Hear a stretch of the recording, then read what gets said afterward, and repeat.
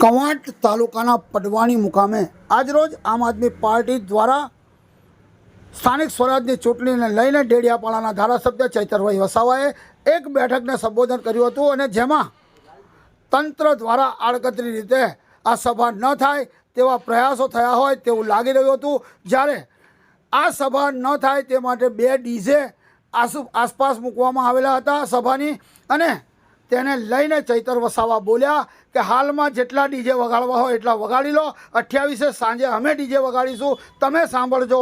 આમ તેઓએ જનમેદનીને સંબોધતા ચૈતર વસાવાએ જે કહ્યું તે સાંભળો। આજે કવાંટ તાલુકાના પડવાણી ગામે આમ આદમી પાર્ટીની વિજય વિશ્વાસ સભા હતી। એમાં હું પોતે પણ હાજર હતો અને અમારા જિલ્લા પ્રમુખ સહિતના તમામ આગેવાનો, સરપંચશ્રીઓ, તાલુકા જિલ્લા પંચાયતના ઉમેદવારો અને આજુબાજુ ગામમાંથી હજારો લોકો અહીંયા ઉપસ્થિત હતા। આ કાળઝાળ ગરમીમાં પણ જે લોકોની ઉપસ્થિતિ હતી એ બતાવે છે કે આવનારા દિવસોમાં તાલુકા પંચાયત, જિલ્લા પંચાયત અને નગરપાલિકાઓમાં આમ આદમી પાર્ટી પૂર્ણ બહુમતીથી જીતવાની છે। આ વિસ્તારમાં આઝાદીના 78 વર્ષમાં 50 વર્ષ કોંગ્રેસે રાજ કર્યું, 30 વર્ષ ભાજપ શાસનમાં છે, છતાં આ વિસ્તારના કેટલાક ગામો, તુરખેડા જેવા ગામો છે, ત્યાં આજે પણ રસ્તાના સુવિધા નથી। એ જ પ્રમાણે ઘણા ગામો નર્મદાના વિસ્થાપિતો છે, એમને પણ આજે નર્મદાનું પાણી કે હાપેશ્વર યોજનાનું પાણી, કંઈ પણ પાણી આજે મળ્યા નથી। સાથે સાથે આ વિસ્તારમાં જે મનરેગાની યોજના ચાલતી હતી એમાં પણ બચુભાઈ ખાબડે કૌભાંડો કરવાથી રોજગારી બંધ થઈ ગઈ છે। આ વિસ્તારમાં આંબા ડુંગરમાં યુરેનિયમ કાઢવાના નામે 28 ગામોને વિસ્થાપિત કરવા માટે સરકારે ગેજેટ બહાર પાડ્યું છે, જેનો પણ અમે સખત વિરોધ કરીએ છીએ અને સરકારને હરગીઝ અમારા આદિવાસીઓની એક પણ જમીન અમે આપવા માગતા નથી। આ વિસ્તારમાં જે પ્રકારે જંગલ જમીન જે વન અધિકાર અધિનિયમ 2006 બન્યો એ અંતર્ગત ઘણા ખેડૂતોએ દાવો કર્યો છે, પણ આજે પણ દાવા અધિકારો મળ્યા નથી। ત્યારે આવનારા દિવસોમાં આમ આદમી પાર્ટીની તાલુકા જિલ્લા પંચાયત બનશે તો ચોક્કસ આ વિસ્તારના લોકોને એમના ન્યાય માટે આમ આદમી પાર્ટી લડશે। આંબા ડુંગરમાં જે 28 ગામો જાય છે એમને બચાવવા માટે આમ આદમી પાર્ટી લડશે। તમે જોયું હશે આમ આદમી પાર્ટી એટલી મજબૂત છે જેનાથી ભાજપ ડરે છે।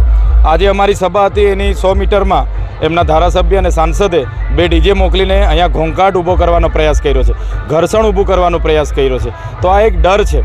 પોલીસને ઘરે મોકલે છે ઉમેદવારોને ડરાવવા માટે કે ચૂંટણી કેમ લડો છો। પોલીસને પણ મારે કહેવું છે, તમારે રાજકારણ એટલો શોખ હોય તો તમે આવો મેદાનમાં, વર્દી ઉતારી દો, રાજીનામા આપો, ખબર પડે કેટલું પાણી છે તમારામાં। તમે જો હર્ષ સંઘવીના કીધેલા માનતા હોય, આવનારા દિવસોમાં અમારો સમાજ જાગશે ને તે દિવસે હર્ષ સંઘવીને પોલીસ પણ બચાવવાની નથી। અને આપના માધ્યમથી હું સ્પષ્ટ કેમ છું, જો આંબા ડુંગરના એક પણ ગામના એક પણ ખેડૂતની જમીન વિકાસના નામે લેવાનો પ્રયાસ જો સરકાર કરશે તો આર્મી આવશે કે એની મિલિટરી આવશે, અમે દંડો ખાવા અને ગોળી ખાવા પણ તૈયાર છે, પણ એક પણ જમીન હવે અમે સરકારને આપવાના નથી। ચૂંટણી આવી છે, એમને ખબર છે કે ભાજપ આ વખતે હારે છે, એટલે ભાજપને બચાવવા માટે આટા ફેરા એ લોકોના વધી ગયા છે। એ લોકો એવું કહે છે કે અમારા ધુરંધર ધારાસભ્ય છે, તો ધુરંધર ધારાસભ્ય આ વિસ્તારના જળ જંગલ જમીન બચાવવા વિધાનસભામાં કેમ બોલતા નથી? આ વિસ્તારમાં શિક્ષણ માટે કેમ બોલતા નથી? કુપોષણ માટે કેમ બોલતા નથી? મનરેગા માટે કેમ બોલતા નથી? ધુરંધર ગામડામાં બતાવવાનું, ગરીબ લોકો પર ડર બતાવીને બતાવવાનું। ધુરંધર છે તો પાણી બતાવો વિધાનસભામાં, ખબર પડે। આ ચૈતર વસાવા, એમના સરકાર, એમના મંત્રીઓ સામે હર હંમેશ આદિવાસી માટે લડ્યા છે અને લડશે, એમાં કોઈ બેમત નથી। આમ આદમી પાર્ટી આવનારા દિવસોમાં ભાજપ સામે અમે ટક્કર આપીશું। આ તો અમારી સેમિફાઇનલ છે, 2027માં ફાઇનલ પણ અમે ખૂબ મજબૂતાઈથી લડવાની। 6500 બેઠકો પર આમ આદમી પાર્ટી લડે છે, એમાં ટ્રાઇબલ વિસ્તારમાં નર્મદા, છોટાઉદેપુર, દાહોદ જેવી જિલ્લા પંચાયતો આમ આદમી પાર્ટીની બનવાની છે અને અનેક તાલુકા પંચાયતો પણ આમ આદમી પાર્ટીની પૂર્ણ બહુમતીથી બનવાની છે।